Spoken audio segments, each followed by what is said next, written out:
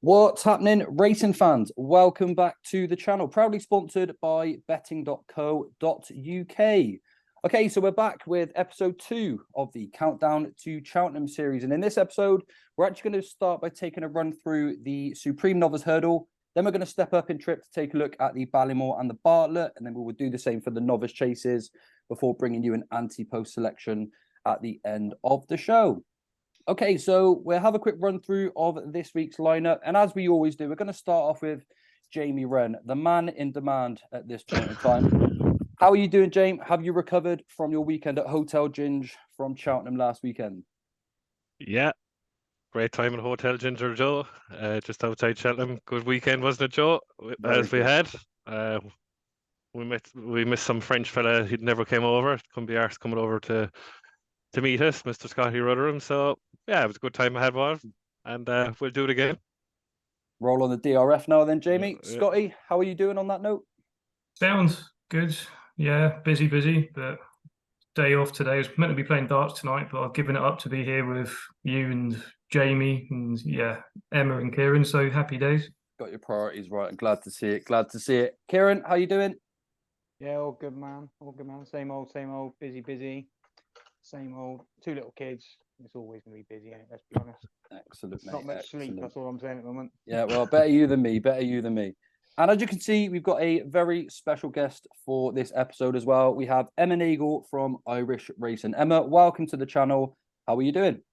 Thanks a million, Joe. Yeah, good now, good. Was racing in Punchestown over the weekend, so some exciting horses starting to come out now, so it's kind of really getting going, isn't it? Got to see all the good action up close and personal there then, Emma. Okay, right. Well, as usual, we're not going to waffle on. We're going to get straight on into the action. Starting off with the Supreme Novices Hurdle. If we take a look at the betting, we've got a Dream to Share in here at 6-1, Mirror's West at 8-1, Ballyburn at 10s, Will Mount at 14s, 16-1 for Jericho de Repene, Down Memory Lane 16-1 as well, Mystical Power 20s, and pretty much any price you like for the remainder. I guess the place to start is probably a Dream to Share at 6-1, a slightly drifted 6-1. But I guess the first thing to mention is that the bumper form is starting to fall apart a little bit. Of course, we've got Factor Far, who was beaten by American Mike at the weekend. We had Captain Teague turned over at Cheltenham. And now, obviously, we've had Tully Hill turned over at short odds at Punchestown this weekend. So the markets have definitely started to open up. And, James, I guess you've got to look a little bit further down the market here to find some value. What do you see at the moment? I suppose you'd be disappointed to start at Punchestown the weekend at Tully Hill. Hasn't really franked the form of the Punchestown bumper. Didn't look comfortable at all. I think it might be better going left-handed at Tully Hill. And didn't look comfortable jumping. Stuttered into every hurl, didn't he? And I wouldn't be having a Dream to Share for this anyway, but anybody's money. A Dream to Share screams to me of an Ascot Stakes winner off the back on the flat. Mirror West, I think, will go in the Ballymore full of speed. The one I've always liked, Ginge, is Ballyburn. Especially with Slade Steele coming out and running a good time in Naas and I made an earlier a couple of weeks ago. This screams of like a Vautour, Duvan kind of look. Ballyburn go out in front. He's very keen these races and just let him go and see what's under the bonnet. I suppose it's very hard putting up a horse for Supreme when you haven't seen him jump a hurdle yet. But yeah, the only other two I'd like really are obviously we have an inside track with the Jericho de Repene that you said. We have to see him as well. And we have to now. The only other horse that I really like is Down Memory Lane. I think it might come here. Now, it might be touted for a Ballymore, but we'll find out on Sunday at Ferryhouse in the Royal Bond. And I fancy that to win the Royal Bond. So that's another one. But at the moment, if I was to put up a section, even without jumping a hurdle in public, which is bad, really, is Ballyburn, yeah, for me. Yeah, I think if they do start by, I think the word's floating around at the moment, if he starts by being campaigned over 2 miles, then that could just lead to the Supreme further down the line. And we haven't necessarily Sir Gerhard was probably the only exception to the rule that year. But normally when Willie Mullins goes 2 miles, he stays at 2 miles, doesn't he? I think Ballyburn looks a little bit more pacey than Sir Gerhard as well, doesn't he? And we haven't really seen too much come out from the Willie Mullins yard yet. Perhaps Mystical Power, who was also going to be targeted at the Royal Bond before we sort of find out the plan with him. But I'm with you a little bit there. Down with Memory Lane. He's one of these walk in the park geldings. He was really impressive at the weekend at Down Royal. And again, he looks like there's still some left under the bonnet at the end of that race as well. So interesting to see where he goes there indeed. Scotty, any view on the Supreme at the moment? Just what you said, I was looking at the champion bumper form and you got the horses like Better Days Ahead, Queen's Gamble, Facile Mode, who finished down the field, have won. But the top of the bumper, like Captain Teague's obviously let the form down. No Factor File, they're probably still trying to find his right trip over his fences. But the horse, I've looked at the Royal Bond entries and may be corrected here, but I don't think Mystical Power or Mirazar West are entered for the weekend. I don't think they are. I think Down Memory Lane's the one that's entered. So, like Jamie said, he could potentially be their 2 mile horse. It's hard to know. Still, it's a bit of a guessing game where it's obviously a bit of bingo, isn't it? Where all the JP horses and the Mullins horses are going to go. But I've got it down reputation-wise. Mirazar West obviously won a point to point. I think he fell in his point to point, if I remember. And he'd be the talking horse. He could be another Senewalk, couldn't he? We just don't know. His bumper form's okay. It's worked out pretty decent. But until we see him jump a hurdle, I wouldn't be touching him. He's a bit short at 10s. The 2 horses that have impressed me the most so far have been Will Mount. I know it was only maiden. He won up at Newbury. But I like a horse that can gallop and can go from the front. And I always say the 3 certainties in life are death, taxes, and from the front at Newbury. When they're at the front and they're a decent horse, they don't come back. So I'm looking forward to seeing him run at the Tingle Creek meeting. I think he's going to go for the listed hurdle. He'd be high on my short list. And like Jamie said, Ballyburn, just from his bumper form, I think the vibes are all there. I still think there's a chance he could go the Ballymore route, but it is a bit of a guessing game. He's the only horse I've really backed Ante-Post for a novice hurdle. So I'd be happy to stick with Ballyburn. But for me, going forward potential, I'd like to see Will Mount go really well. So at the moment, that's how I'm looking at the race. Okay, I like the performance of Will Mount as well at Newbury. What I liked is that he didn't need to be extended to pull away, then just did it easily by 13 lengths. Clearly got loads of scope. I bet Neil Mulholland's feeling a bit bitter at the moment with him obviously going to the Hendo Yard. Emma, any clarity for us on the Supreme? Of course, the markets haven't opened up too much just yet, but is there anything floating around your side? Yeah, I suppose you'd be a bit worried about a Dream to Share like up the top of the market. Like I think was it a stone bruise? He was declared to run and he got a stone bruise, and then was it a week or two later it came out that he'd be out till Christmas, and I don't think he's entered in any of the big races at Christmas time either. So like that's a big worry for him. It will put me off him big time, to be honest. And like you were saying, the champion bumper form isn't really screaming out to you at the moment either. Like Mirrors or West was kind of my one for this the whole time.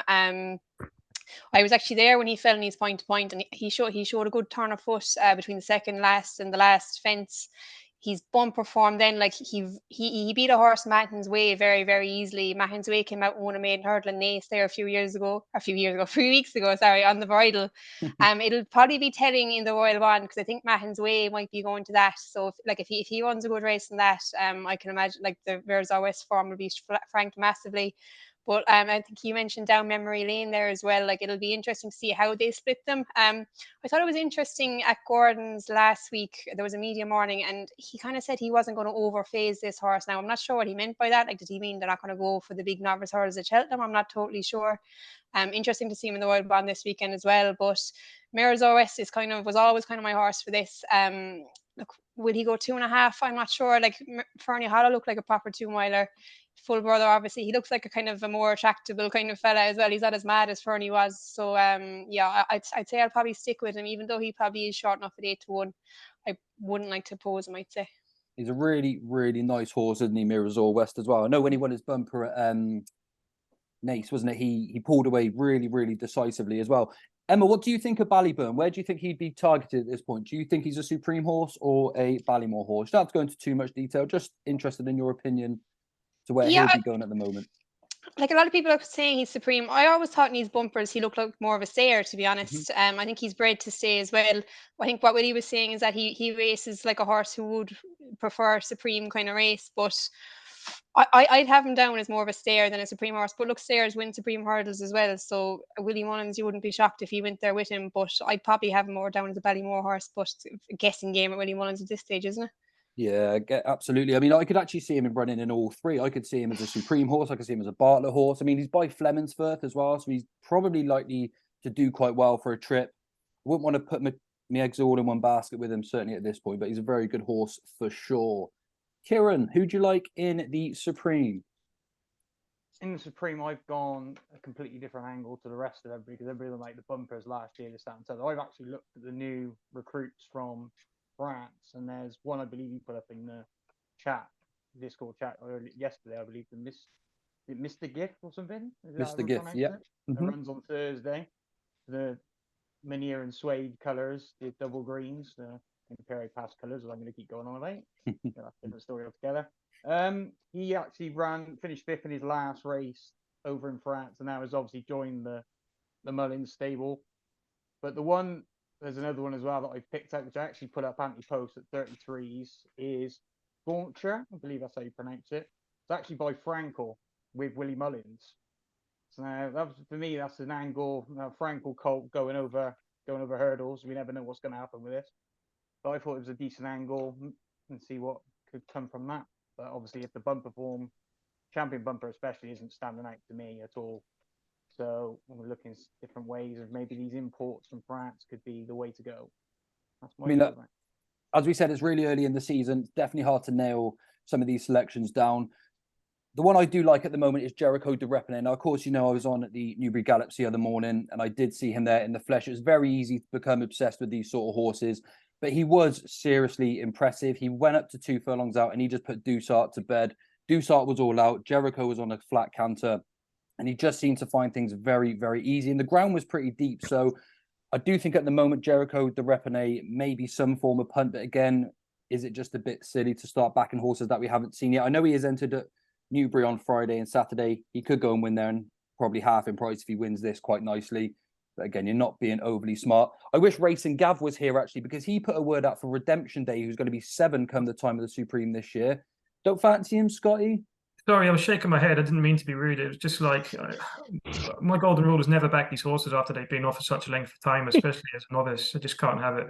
Sorry. I suppose he's only had 3 runs, so he's lightly raced, but he has had a few niggling injuries. It is an interesting angle I find when you have these older horses dropping into this sort of novice company. I wouldn't write him off totally, but if he's going to run somewhere, if he goes for one little maiden, finishes 2nd or 3rd, watch him for a county hurdle mark potentially. I don't know if he could qualify for that. I don't know. Does he have to have 3 runs for a county hurdle? Is that the thing of the hurdles? 4. Yes. 4 is it? Okay.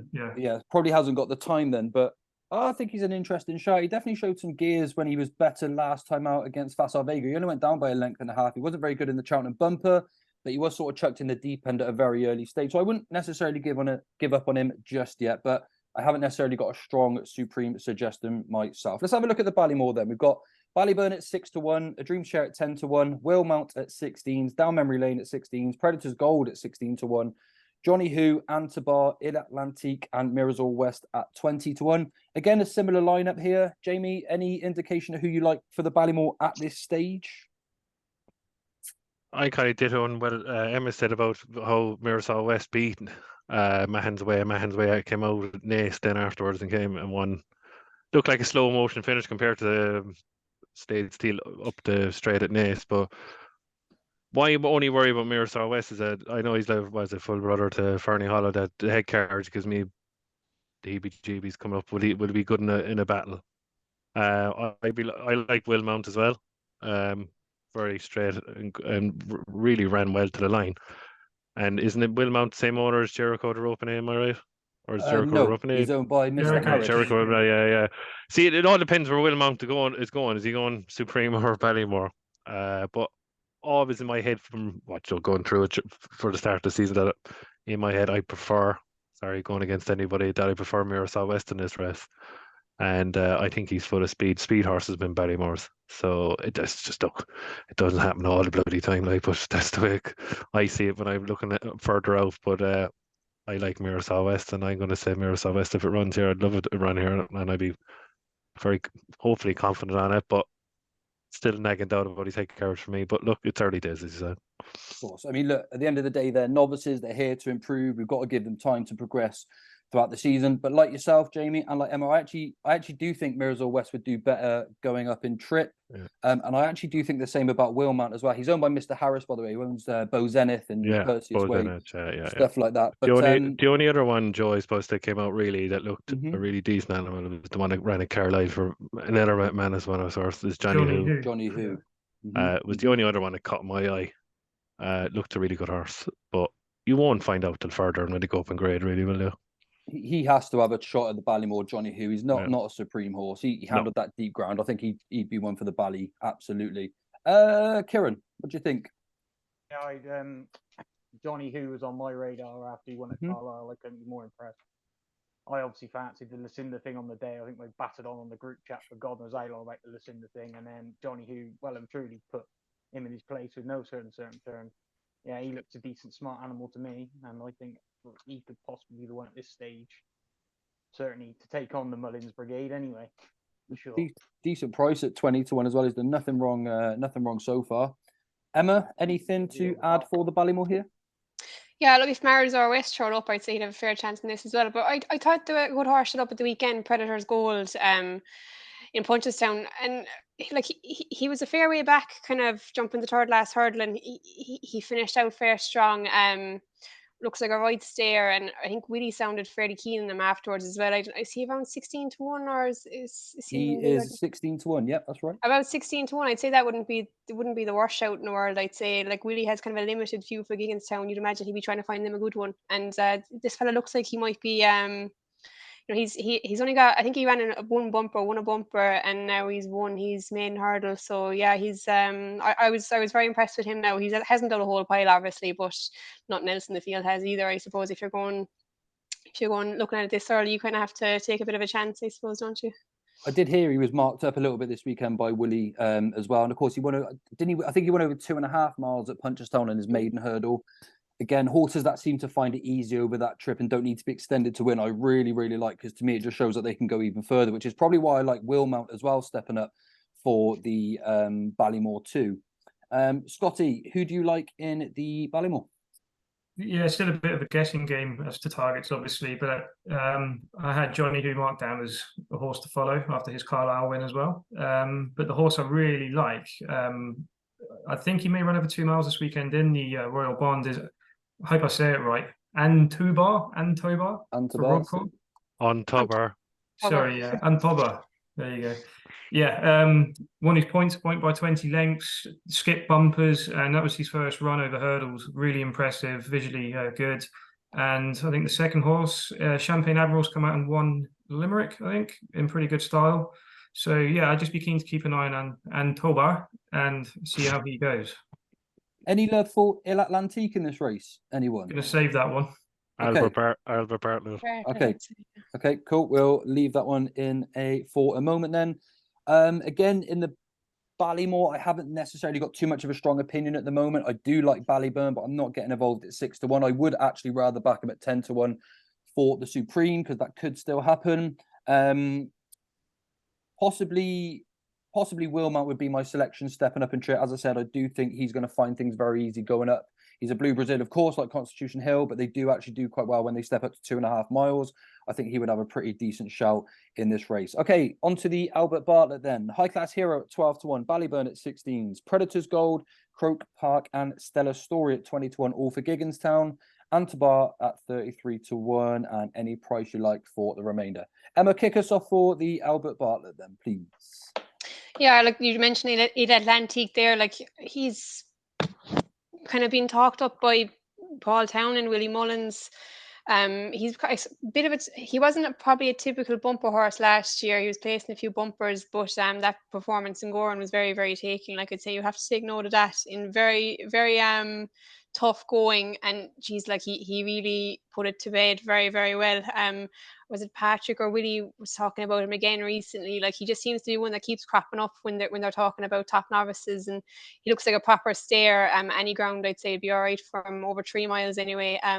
Yeah, it's hard not to really like him, but I think better days ahead as well for Gordon will have a bit of a squeak at very, very big odds here. I'd say he's 33-1, I'd say, is he anyway? Yeah, he is. Just proper stayer, I'd say he is. Ran a champion bumper last year, very disappointing, but he was right up the top of Gordon's pecking order. For whatever reason, he didn't perform on the day, but I'd say they think a bit about this fella, and he'd be bred to stay very well. Look, he blip in Down Royal last time, but put it right in Ferry House on Friday. So at big odds, I'd say he could be another one. But Il Atlantique is probably the real talking horse, isn't he?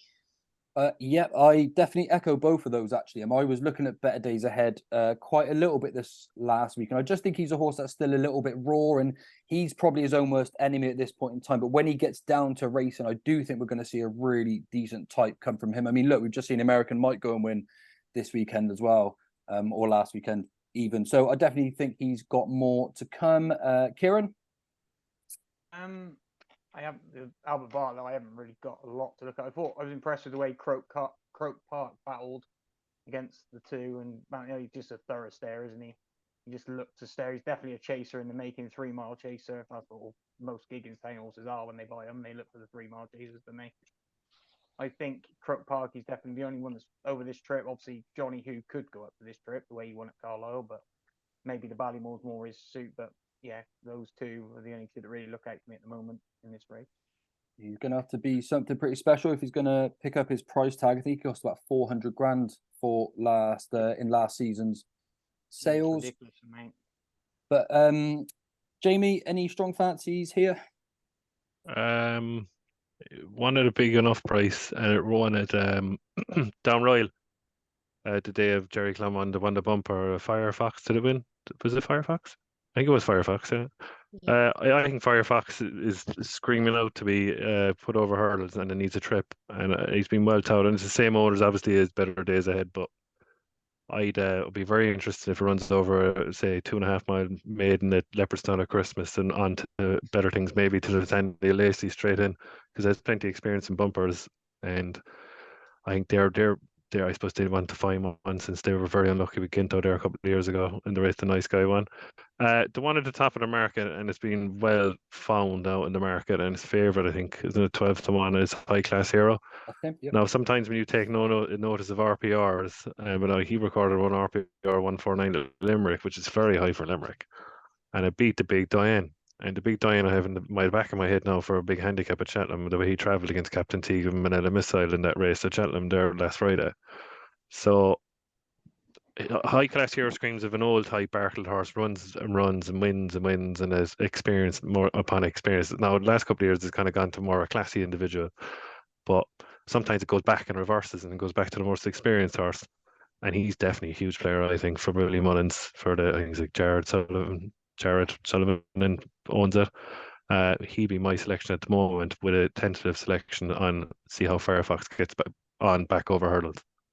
Yeah, I mean, it's he's got some good forms at High Class Hero. Firefox even, sorry, he beat Il Atlantique, didn't he, on his penultimate start before winning his maiden hurdle. So that throws in. Yeah, I actually forgot that. Yeah, that was at Naas, wasn't it? That's right. At You Naas? got it. Yeah. Sorry, I actually forgot that.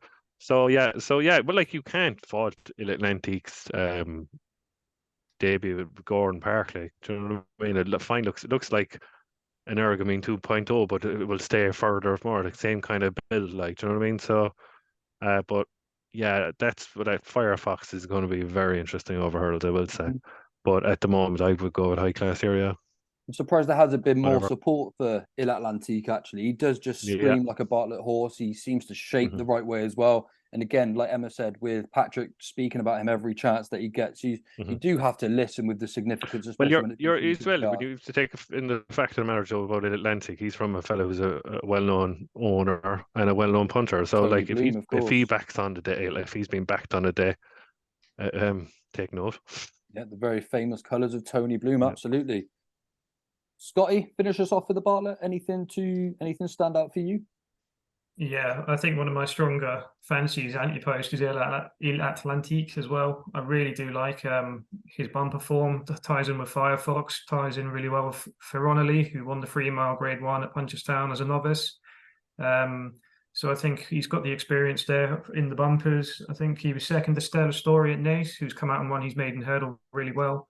I think Stellar Story's got a good chance in something like a Martin Piper this year, potentially down the line. I think he could be a sneaky one for Gigginstown.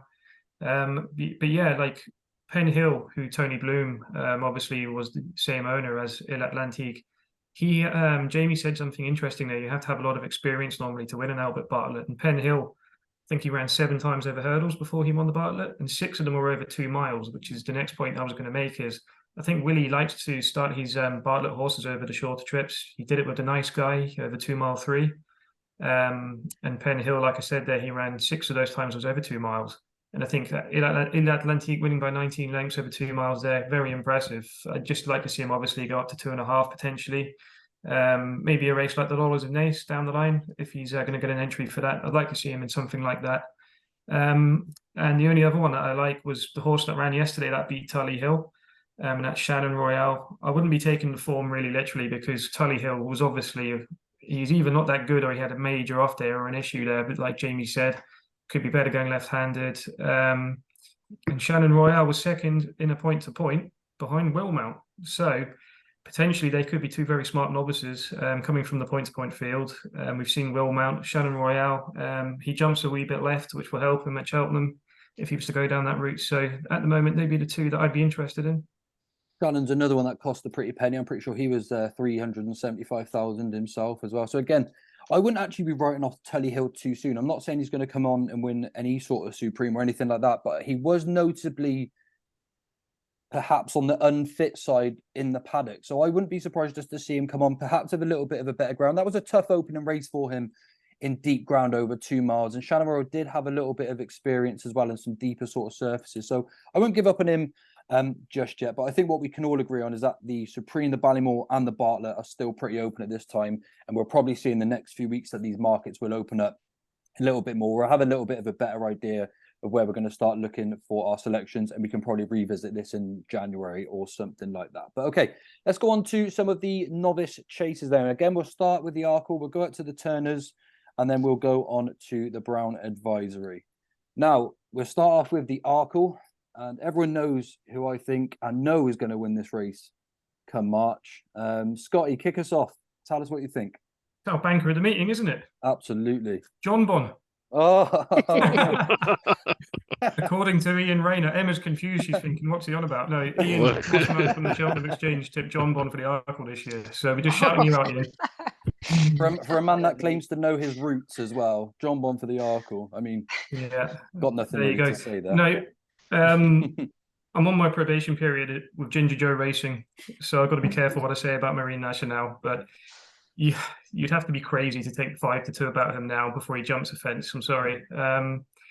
Facile Vega, I could talk all day about him and the potential he's got. We saw what he did when he won his maiden at Navan, his beginner's chase, when he beat In the Pocket, and San Felicien. In the Pocket won a Grade 1 entry, as we know. San Felicien, I think it was his first run for 20 months, and he ran a blinder. And he was favourite for a Coral Cup this time, 2 years ago. So that race could work out to be an absolute belter by the end of the season. But one thing I noticed, and someone actually put it up in a group I was on, and I was thinking, I know absolutely nothing about running styles of horses. I know nothing about a horse's physique. But Facile Vega, I've seen him, and the leg had the action. I don't know if that means he needs soft, heavy ground, if he's better or not. I don't have a clue. But I was thinking, surely, I don't know what was wrong with him. It was just something I noticed. It could be nothing, but anyway, that was something I noticed about him. But I was impressed the further the race went. He was really good. And I think he's obviously got the engine there. I could talk all day about the English horses. I'll be wasting my time. I don't think they're even good enough for the Grand Annual. I think the only one that could be good enough is JPR1 for a Grand Annual. Pembroke having a walkover the other day. ICO, Paul Nicholls' 4-year-old that's gone novice chasing. He's been turned over since he went out first time. What was the horse that got beat the other day? Was it Monvielle that JPR1 beat at Newton Abbott? That came 4th out of 4 at Ascot. I'm just worried about like the likes of the Henry VIII, which are like the novice chasers for the UK, the Grade 1. What's going to turn up to that from England? It could be a walkover, literally a walkover. It's embarrassing. Take your pick, Marine Nationale or Facile Vega. In the Pocket's going to go up to the Turners, I think. Now Oroco is not there.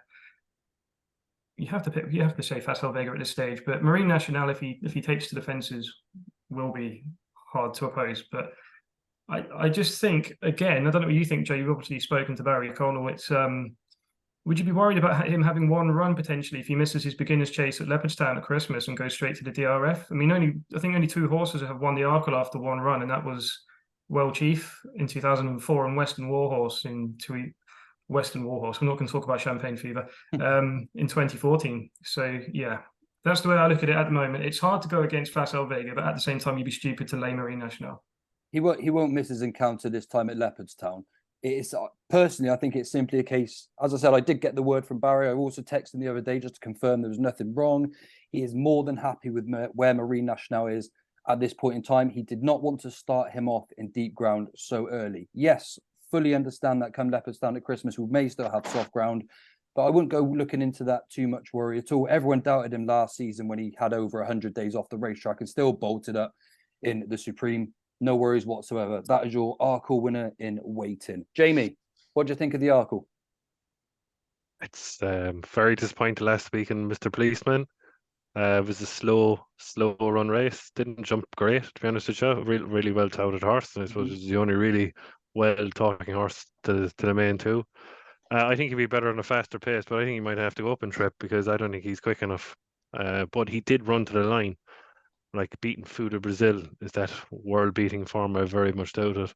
It's a simple thing, Joe. If it absolutely rains out of the heavens, Facile Vega is going to win the Arkle because Marine National won't go through it. I don't know. I don't know why you're shaking your head for me, because if it's soft, heavy ground on the first day of Cheltenham, which could happen, you would never know. There is no way in the world that Marine National will be Facile Vega, because look at the Facile Vega's running action. He's a very high knee action, and people have short memories because remember, sorry, Pat, you saw actually at that day at Cheltenham, Patrick Mullins outside the side of the thing where they were waiting, and they weren't even going to run that bumper because there was water on the track. And eventually they ran it. And that was absolutely bottomless ground. And he was the only horse that could handle it. So the next thing, that's what I'm saying. But if it's good to soft, I can't see Marine National then, because he's a better turn of foot than Facile Vega. So it's your pick. It's your choice. It's whose camp you're in. But people need to take a step back and wait till Marine National comes out and see how good. He might not be able to jump. He could end up in a champion hurdle. You'll never know. But at the moment, if you put a gun to my head, I would be going with Facile Vega at the moment. Yeah, at the moment, I would. Yeah, but it's very, very ground dependent. Very ground dependent. What about at Cheltenham this year, just gone, where obviously it was really deep, soft ground on the opening day. Facile kicked for home early, and Marine just picked him up. I wasn't that soft, no, Joe. Like he wasn't even there. The only thing I will say is just that where Marine will get it, if there's a little bit of good soft in places, whether he'll get away with it, because the fact is the first race of the meeting. If that was later on the card and it cut up, oh God, I wouldn't back Marine National about your money. But it's where they get away with the soft in the going, where Marine National will get away with the soft in the going, is when it's just the first run race, and then they'll cut it open a small bit more. But I suppose you have to go on a horse that jumped, or it's Facile Vega, but it's very tentative. But heavy ground, Facile, goodish to soft. It's Marine National. Good to soft ground. I would give you that as Marine National next to unbeatable. Absolutely. But my problem with Facile Vega is we haven't actually seen a turn of foot from him yet in any race. He's a pure galloper, as we've mentioned. He does. He has that wide, like Scotty was mentioning, he's got this wide leg action. Sort of reminds me of a horse called I Am Maximus. Do you remember him as well? He was due to be a short, over the shorter trips. He really struggled with this wide action, and he seemingly got better whilst he stepped up in trip. But without that turn of foot, I do not see how Facile Vega turns this form around, because he can't sit behind Marine National, because Marine National will be gone at the home turn. And then if he tries to lead him to the turn, Marine National Mikey's just gonna give him a click and he's gonna be gone. I won't say he'd be gone at the second last now, Joe. I won't be saying he'll be gone at the second last. He might jump the last ahead of him and then outspeed him up the hill like he did in the Supreme. But you have to remember he does have a turn of foot, but you have to remember too that Facile Vega did stumble, so they could have been a lot closer. But by the running style, if you can see him coming up the straight, he just had a better turn of foot and did it. But at the same time, Marine was already closing between 2 and 1 as well. I just think he's going to pick him up. He's going to keep going. He's going to keep coming at me, isn't he? I better be quiet. So what I will say about Facile Vega, personally, I think Willie wants him to be his 2-miler rather than what's potentially doing the right thing and stepping him up to 2.5 miles. We know he's got that stamina in his pedigree. And just to clarify, I love Facile Vega. I'm massive with the breeding, huge with the progeny side. I love Facile Vega. I just think Marine National is an absolute different kettle of fish. And I think if he was worried at all about the prep that Facile had coming into that Supreme, he would have ran in Pere Pass for the race. Hence why he's dropping him back to 2 miles this year, because he's decided that he's going to use Facile Vega as his Arkle horse. And I just see it massively backfiring. Marine National, absolutely unbeatable. Emma, clarify the situation for me and Jamie. Which camp are you in? I feel like I'm just going to have to say Marine National now. No, I agree. I think the ground will have a lot to play in it. Like, it's probably unlikely that it's going to come up very, very soft on the first day of Cheltenham. But if it did, I would fancy Facile Vega to overturn the Supreme. But look, at the same time, Marine National, I can't fault him at all. I was actually down in Sam Curling's a few weeks ago, and he had Marine National as a point-to-pointer. He actually sold him to Barry unraced, and he said he's jumped an awful lot of fences as a 3-year-old, been around Boole to point track a few times. Very good jumper. He said probably even better over a fence than a hurdle. He's predicting. So I wouldn't have any qualms about his jumping here, and that he's probably actually done more jumping than Facile Vega has done by the sounds of things. Look, going to Cheltenham with 1-1 would be a bit of a worry. But look, Barry Connell, I think people like you were saying, people were doubting him last year, so I'd be slow enough to doubt him now. I wouldn't be backing anything at this stage. Like, they're just both too short, really, and I wouldn't be opposing either of them with anything at a bigger price, unless you're looking for something to pick up a place maybe. But yeah, look, I think Marine National might be the better horse, but if it came up very soft, I'd give Facile Vega the kick over him. Do you even, just going back to when I mentioned the ground as well at Cheltenham, because it was really soft this year, Emma, and Marine National still managed to pick him up. My thing is, if they manage to get any sort of good to soft ground, not only does Facile have to make up 3-4 lengths with Marine National not even giving Mikey a blow, and without the £3 claim that he was due at the time with it being a Grade 1, then it's not only those 3 lengths that he's got to make up, but surely it's an even bigger distance for Facile Vega. Surely he needs everything spot on if he's going to get near Marine National, or am I just becoming too much of a fanboy now? Yeah, he does for sure. Look, I don't think it was actually that soft in Cheltenham this year. Like, if it was like his champion bumper, like, which is unlikely, given it's probably unlikely to be like that in the Arkle. But if it came up like that, I'd give him the nod. I actually thought, I thought Michael O'Sullivan gave him a brilliant ride, and I'd say Paul Townend might have been kicking himself a small bit after the Supreme. I'd say if he had it again, he might have waited a bit, but yeah, look, there's not much between them. I'd have Marine National marginally probably the better horse, but like you were saying, Facile Vega, he's the action of a horse who'd love a real cut. He's champion bumper, pure bog. If it was like that, I'd give him the nod, but it probably isn't going to be, really, is it? I think Paul just panicked really and just let it go because he knew he was going to get caught by Marine either way. Anyway, Kieran, who have you got for the Arkle? Don't break my heart. I'm not going to break your heart, mate. I'm actually going to be in your camp with Marine, I think. We've been saying all along, I think me and you have been battering on the bandwagon that Facile should go up to 2.5 miles, I think. We've always been saying this. But yeah, I think if it comes down to it, Cheltenham normally is, unless we get 2 weeks worth of deluge of rain before the meeting, it's normally good to soft at worst on the first day. So yeah, in that case, it'd be rerun of the Supreme, but the race later. I think Marine would just pick Facile up and away he goes. But obviously, the worry is that he hasn't had a run yet, but Barry seems to be the one to run him, put him away for 4 months, 5 months, and then bring him back, and he's A-okay. So in Barry, you trust. So we'll go down that road, shall we? And keep it. I mean, even look at that Royal Bond form. It was just incredible. He jumped into the back of 2 horses twice. He got shuffled back twice. He bunny hopped the last, and he still found a rapid turn of foot, and that was pretty deep, yielding Irish ground as well. I just think he's absolutely bomb-proof, honestly. 11-4, he slightly drifted with Facile obviously winning 2 weekends back.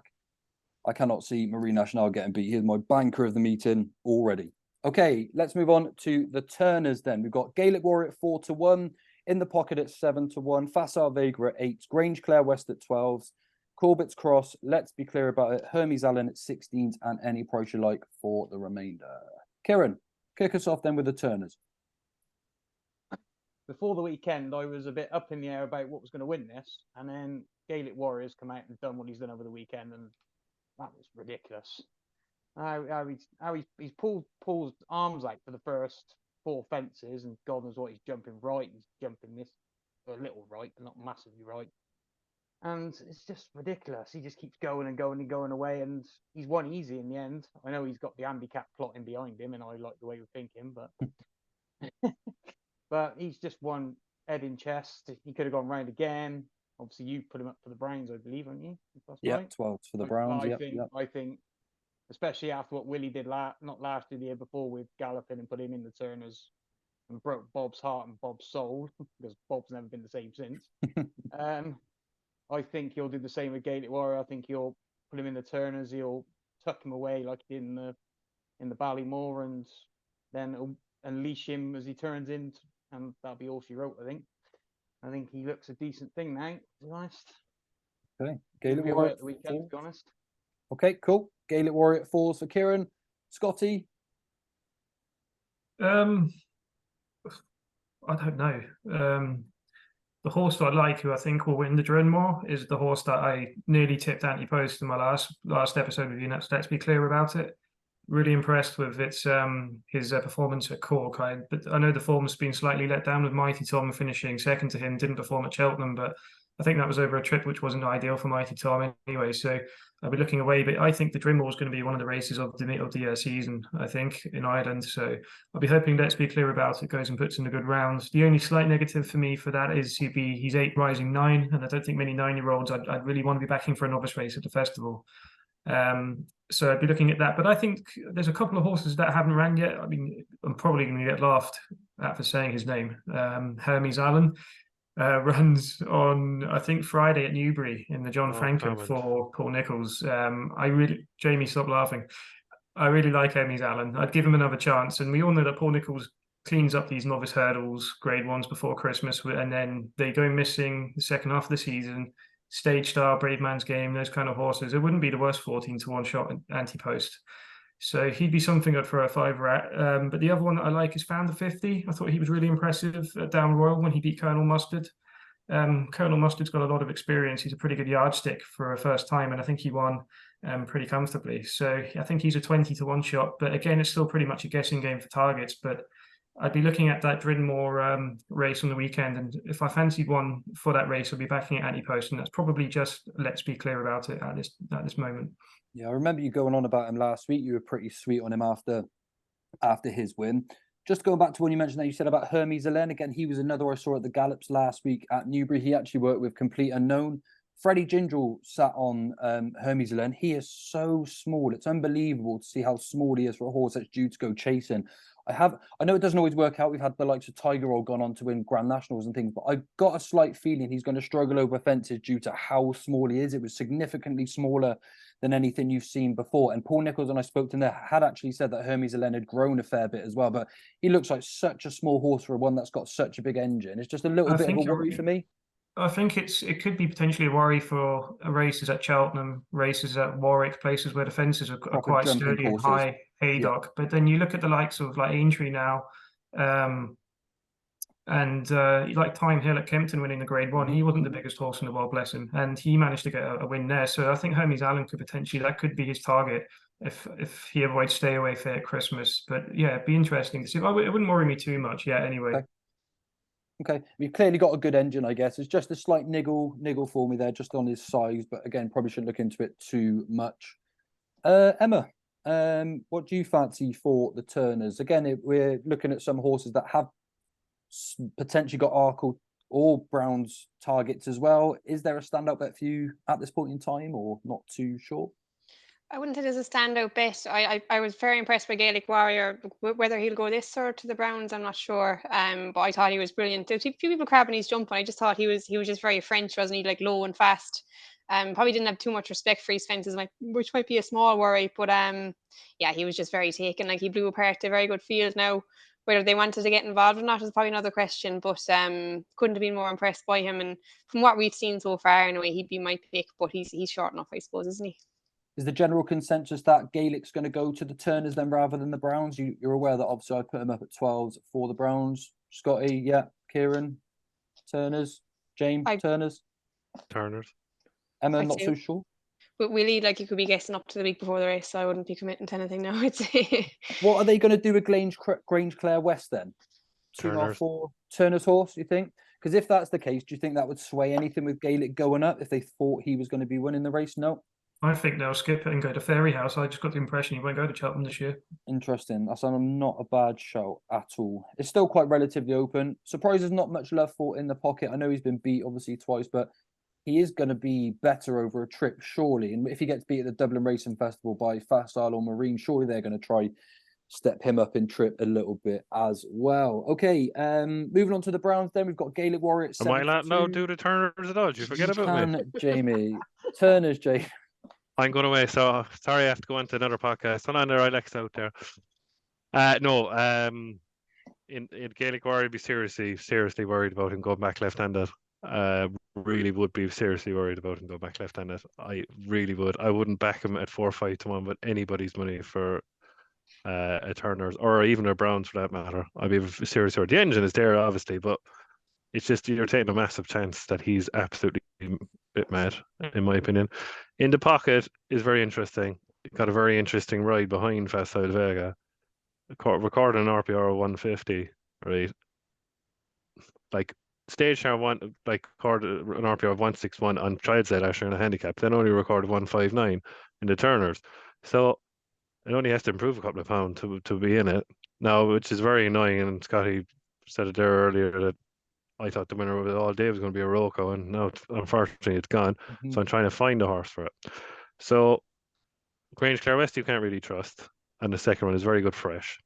I was very disappointed in Corbett's Cross the last day. I not buying into the fact of the matter of people that think Corbett Cross is a 3-miler. It was beaten last year in the Albert Bartlett when it ran out. So when people want to get rid of that, it does not stay at 3 miles.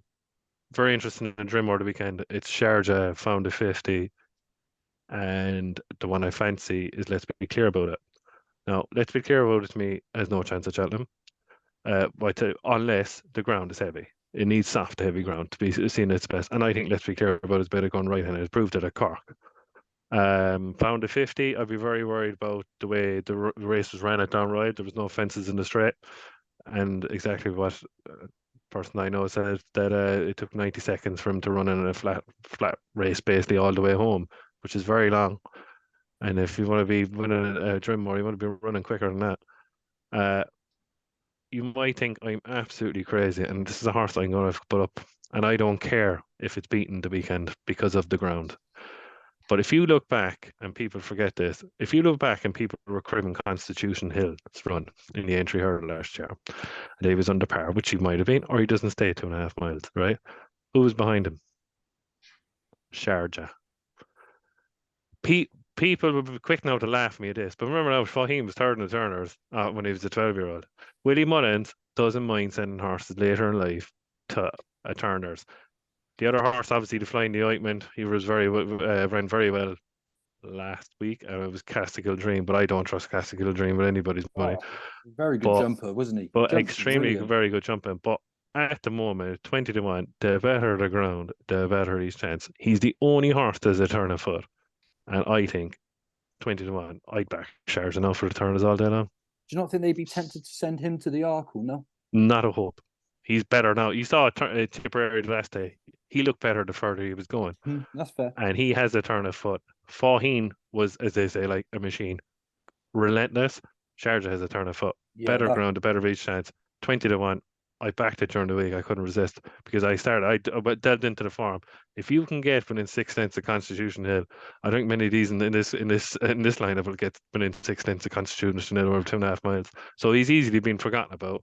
He's the most experienced horse in the race. He's the best hurdler. Better the ground, get on. I think what's interesting as well with Sharjah is he hasn't really lost too much momentum as he's got older. Like you said, he seems really well in himself, loving his racing just as much as ever. Well, that's certainly a dark horse then for the Turners then, Jane. Okay, now we will move on to the Brown Advisory. Gaelic Warrior 72, Stay Away Faye 10 to 1, Classical Dream 14s. Let's be clear about the 14s. Grange Clare West 16s, Giovinco 20s, 25s for Florent Porter, Hermes Alen, and Grey Dawning. Again, I have put up Gaelic Warrior here for the Browns. I will hold my hands up and say, yes, I am slightly concerned that they will go down to the Turners simply due to the galloping speed that he showed last time to win at the weekend. But I would still be hopeful, that the Browns is being considered, and I found the value at least at this point in time. And I wasn't too disappointed with his jump in. I agree with Emma. He was slightly low through some of his fences, but at the same time, he didn't really jump out to the right at too many of them. He seemed to really enjoy what he did at the weekend. And I do think he's going to have a big, big chance. Kieran, who do you like in the Browns? mentioned, Scotty actually brought him up earlier. He runs this weekend. Hermes Allen is who I fancy to the Browns. Okay. I think he's going to be the one that goes down the brave man's game route slowly. 2.5 miles, not quick enough, as we saw in the Ballymore last year. And I think 3 miles is going to be his bag. I think that's my aim at this. To be honest, Giovinco looked decent, but then again he's unseated at Carlisle. Stay away, Faye.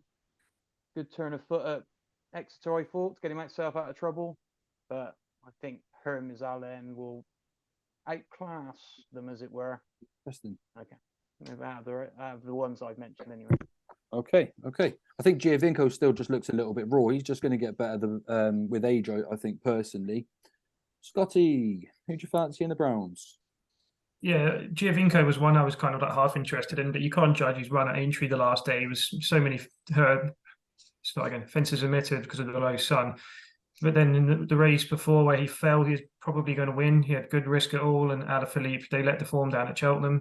A horse, I'm going to stick up for Mr. Young, Dave Young, my mate Dave, and say I think Flooring Porter is an interesting Ante-Post price. It sounds really silly. I don't actually care what he did the other day, going right-handed. He's an absolute nut job, isn't he? And it's like there's quite a few horses in racing. You think, put a line right through it. Don't worry about it. He will be better at Cheltenham. You can't hide away from the fact that Broadway Boy bolted up at the November meeting and franked the form from October. So I'm not putting him up. I'm just going to say, don't forget about him that quickly. I think he'll be a better horse going back left. Nick Rocket is a lot of the hype around this horse. I can't have him. I'm just not convinced by him whatsoever. Agree with Jamie. Grange-Clare West, not a fan of. Can't be trusted. I don't think his form's that amazing. Corbett's Cross, I just don't like the way he shapes over his fences. He'd be again a doubt to stay over 3 miles. Classical Dream, I actually was slightly interested, and I think going back on the old course, I think the only time he ran there was when he won the Supreme. I know he'll be a 10-year-old, but again, if he took his chances and he wins his fences like he did there, I'd actually favour him to Gaelic Warrior just for the fact of the course itself. And at the prices, I think he's double the price. I think he's about 16s, or more than double the price. Sorry, but I think the obvious form line, the UK form, is the best at the moment, and I think Stay Away Faye did something that I didn't think he was capable of doing, and that was show that turn of foot from the back of the last at Exeter. I was mighty impressed. And you see how Great Dawning bolted up at Haydock, beating Galliard de Menil and Miguel Apolloe. She'll come on for that run. Lucinda's always tend to need a run anyway, but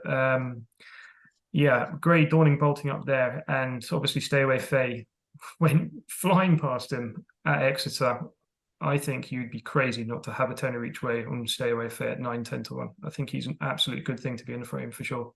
Yeah, 10 to 1 at the moment. Huge price. And like you said, at Exeter, finding that turn of foot, a lot of people crabbed it and thought it was a bad ride from Cobden. It was simply a case of the ones behind him trying to catch him. He just sat there waiting for the right time to click his heels, and Jesus, he was away. Some of your best horses down the years, the likes of Q Card, couldn't even do it over 2 miles at Exeter. Yeah, exactly. And he was a stayer when he ran in the Held on Gold Cup, but that was like really impressive, I thought. So.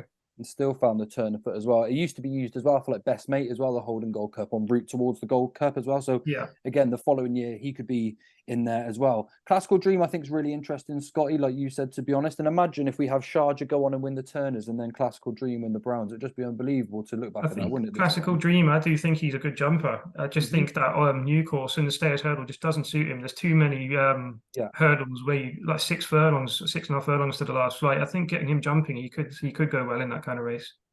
Definitely. He was a brilliant jumper. It looked like he'd been doing it all his life, personally. Anything to add there, Emma? Yeah, Classical Dream was very impressive, right, in Thurles. I think they're like he's been schooling for probably 3 or 4 years. They've been kind of, I think, was he entered in a beginner's chase about 3 years ago? So he's probably been schooling for a long time. Is he 9-year-old? Is it? But be slightly worried. Like he's kind of struggled to get up the hill since he won his Supreme. But he has to be live chance. But Flooring Porter, I think, like he kind of, even though he was a bit mad at the weekend, like he actually ran very well, in fairness, for a horse who wanted to run out most of the way around. The loose horse didn't help him at all. But look, I think going back left-handed, he'd obviously be a lot better. Like you were saying, the form franked massively from his Cheltenham win over fences. So He's a very, very interesting one. Kind of a strange profile, I suppose, a stairs hurdle horse going, novice chasing, but he seems to be doing it well so far anyway. I'd actually disagree on Corbett's Cross. I think Corbett's Cross would stay 3 miles absolutely no bother at all. Like, he's won over 3 miles before, point to point winner. Like, I think the question of him last year was that was he a bit slow? And I think what happened to him in the Bartlett was he got too lit up. If you watch it, like when he goes up, when he just before they turn down for home, he gets very, very lit up and he just kind of runs across the track a bit. That's probably why he didn't finish out his race, I'd say. I wouldn't be writing him off for this now at all, to be honest. He's actually quite a good jumper. I've seen him when he's point to point, and I don't know why he jumped like that the last day, but he can do a lot better. I'd say maybe it was just freshness, but like Emmett's horses probably weren't flying at that time either. So I would definitely wouldn't be writing him off for this. I don't really have a strong fancy. I'd say probably Flooring Porter would be probably looking maybe the most likely from what we've seen this year so far. Now. Interesting. Okay. And Can I Jamie, just chuck one in there? What Emma said about Classical Dream. A funny little story. I was at Newbury. I'd had a few pints, and I think it was just after Saudia won the Morgiana. I don't know if he beat Classical Dream, and I seen Ruby coming down, and I went, "Hey," I was like, "Ruby!" I just said to him, I said, "Why is Classical Dream not going chasing this year?" And this was about 3 years ago, and he went, "He's been schooling over fences." And I go, "I bet you wish you'd love to ride him." And he went, "Not my problem anymore," and laughed and walked off. So he's definitely been schooling for a long time over fences. I bet really you just said, "Who are you, you drunk guy? Leave me alone." Yeah, because you're the bad boy. Yeah. Yeah, that's it. Jane, finish us off then. Who wins the Browns? Yeah, Classical Dream now after last week's effort to put a fly in the ointment, and the way I was thinking anyway, Joe. Yeah, I wouldn't take any notes to Flooring Porter. I thought he ran very well for a horse that has no interest in going right-handed. I was lit up by Churchtown Warrior following. You can't dismiss him, obviously, and obviously winning 2 stairs hurdle is huge, huge. And Broadway Boy, we were there when he won, was very impressive and a very good jumper. But like he destroyed Broadway Boy. Really, it did. I told me, I think 16-1 is huge. It's really huge. I was very impressed with Grey Dawning the weekend. Really ran well to the line. But I think Grey Dawn is more of a flat track horse. I don't think Cheltenham will be back. So I was very worried that day at Exeter. I was like, what is Cobden doing? Is the horse slowing down? Is he going forward? Is he going backwards? Did Grey Dawning, and was it changing up the guard? I think it was the name of the horse. Did they stop? And does it exaggerate the way Stay Away Face stayed? But I watched it back a few times, and it was just a turn of foot. And I ain't gonna go against my Cork friend here on the right of the screen. I don't think the Corbett's Cross stays 3 miles again. That's being honest with you. But look, I didn't. It was the first time I ever saw that he was lit up, and I didn't see that, to be honest. And to be honest, I didn't really want to watch back the race because I'm speaking through my pocket. I backed Corbett's Cross them in the Albert Bartlett. But Stay Away Faye, I really like it, and it has a kick at the end. Now, will Stay Away Faye be more suited to the new track than the old track? And that's something you have to bring in. But I suppose when you've been around a track or Cheltenham, you've been around Cheltenham, and at the moment, out of all the ones that stands out, obviously one is from the Irish Seas, Flooring Porter, and the other one is Stay Away Faye. Classical Dreams are flying the ointment, and Grey Dawning was very impressive the weekend. So at the moment, I'd sway to Stay Away Faye. At the moment, I really like that horse. Yeah. I suppose what would benefit Stay Away Faye as well on the new course is that he does have that turn of foot as well. It's really going to play into his advantage if there's a few of them in line. I mean, look at Champ, for instance. So, if you find yourself somewhere like that, Stay Away Faye. Yeah, but like, would you be switching to the old course, like for the Browns? So would it be a bit tight for him? Do you know what I mean? That's the only nabbing crib I would have. But usually, with a good horse, it doesn't really make a difference. That's the point, isn't it? And I hope that his experience throughout the season will give him the edge as well when it gets to that point in time as well.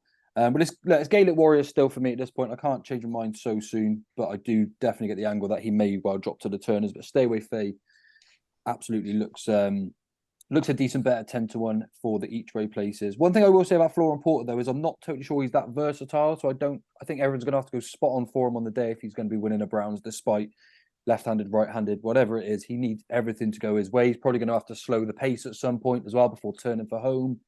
He's got a lot of things to get right before he's going to be winning at Cheltenham. But again, okay. So that's the novice hurdles and the novice chases. Bar the national head chase, we can leave that for another day. Looked through. very open markets at the moment, so it's really hard to nail down some really strong selections. But of course, just like every episode, we are going to go on to the Ante-Post selections for this week. And let's go with Kieran to start us off. I'm going to go in the Browns that we just discussed, and I'm going to go before he runs at the weekend, Hermes Allen to win the Browns. 20 to 1. Before he runs at the weekend, he hoses up at Newbury and the price evaporates like nobody's business. Yeah, he's going to half in price, isn't he, if he wins there at the weekend? Definitely. All right, short and sweet. Okay, Jamie? I like I did the last time, Joe. There's no point in me putting up Stay Away Fair, which I said to you earlier that I would put up because we've talked about the race. I'm going to go for one for left field, and you're actually going to be shocked with this one, right? But not really shocked. But I think the Stairs Hurl is very poor, and I thought Crambo was given a very not a great ride. I suppose you can't really, like, if the jockey had it back, I think it would have won the race off a big weight. He's going to be put up by the British handicapper, God, at least £10 for that 11, so that's up to the 150s. So next he's going to be running the Cleve Hurdle. The way he ran up the straight of Haydock really, really, really impressed me. It's a very thin underground, up in the air division. He's still 25 to 1 for the Stairs Hurdle. He really, really caught my eye. Now, I heard there, sorry, Emma, I was watching your program earlier and I heard Slate Lane. Johnny Ward said that he got has a leg, so I was very disappointed because I was going to back it for another handicap, but we'll leave that for another day. But I was really, really impressed with him, and I thought he should have won the race, and he was given up to Stone to the winner, and I can't remember the name of the Willie Mullins horse that was second in the race. He was giving him over 5 margin, yeah. I really like Crambo. I think he's a massive price at 25 to 1, and I will pick him as my Ante-Post selection. Paddy Brennan, Fergal O'Brien made some interesting comments about him, saying that he wasn't too bothered by Conor Brace's ride. He just said if we did it again, we'd have him a little bit more forward. Didn't Paisley Park win that race? Or did Paisley Park win that race? Yeah, it did, yeah. Yeah, it just, he's a screens as a proven handicapper, and sometimes improving handicappers go on to win grade ones. So it's just a stab in the dark, but I just was really impressed. I don't know, it just caught my eye. I'm going on eye more than anything. And look, it's an open division. We need a new star, don't we? And so yeah, Crambo will do for me 25 to 1, yeah. Yeah, it'd be nice if we had one from this side of the water as well. So yeah, all in on Crambo. Why not? That'd be great. Scotty, who have you got for us for this week? I'm putting a request in. Make Emma a permanent on the show. I'll get rid of Jamie. That's the second time he's done that to me in 2 episodes. I can't believe it. I had Crambo written down and Majborough before that. Exactly what Jamie said. Every single word he said. I put Crambo up on the Stairs Hurdle as an outsider last episode, but I had a cover one just in case that Jamie was inside my house and looking at my notepad, which he obviously has been. So yeah, again, I'm going away from the races we spoke about, and for me, the most impressive novice chase performance in Ireland this year was in the Florida Pearl, and that's Favori de Chamdou, and I'm going to put him up for the National Hunt Chase at 14 to 1. The reason I'm going for the National Hunt Chase instead of the Browns is because I think Gordon Elliott, Jigginstown like having runners in the race. He's won it with Chicago Grey, Ravenhill, Cause of Causes, of course.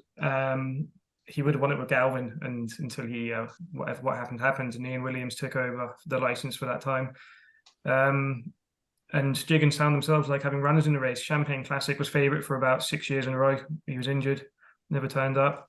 They've had other runners that have been prominent in the betting, like A Genie in a Bottle, Measure of My Dreams, and obviously Tiger Roll won it for them. So I wouldn't be shying away. He reversed the form of Affidel Fury the last day, and I think he is an absolute massive price. And it takes a lot for me to stick him up for this race because I've been really keen on Sandor Clegane, who I think could either go for the Ultima or potentially the Browns. I don't know. So I'm staying away from that, and I'm sticking up Favori de Chamdou at 14s for the National Hunt Chase.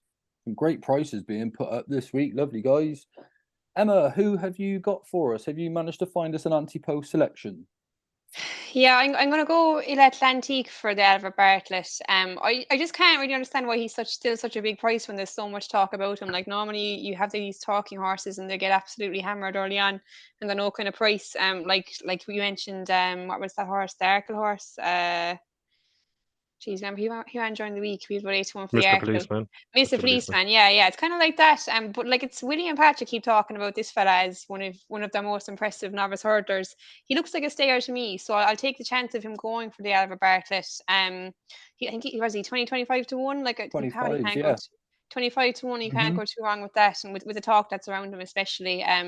Yeah, so I'll stick with him. And we know he's going to half in price when he comes out and bolts up next time out, I guess, as well, don't we?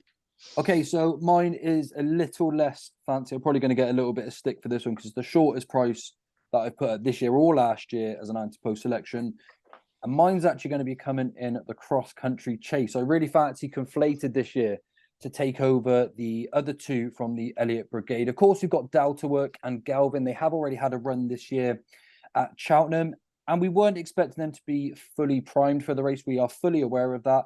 But even so, I found their style of running a little bit underwhelming this time. And just with the age of the two runners, I just think potentially this time it could be passing of the guard in time for Conflated to get the job done. He's rated 165, I believe he is at the moment.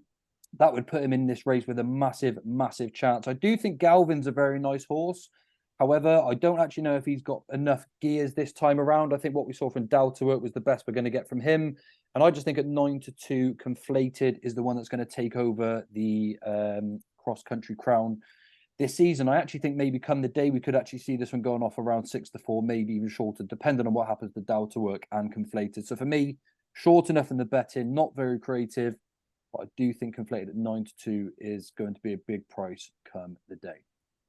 Okay, so that wraps it up for this week. Thanks everyone again for tuning in. Very, very big thank you to Emma for taking the time to come over and join us on the channel. I do really appreciate that. Jamie, Scotty and Kieran, thanks as always as well. And of course, thanks to everyone that's tuning in. If you haven't done so already, please do click that subscribe button. It really does help support the channel a great deal. And we will be back again in a few weeks' time. Thanks everyone, and we'll see you all real soon. Bye for now.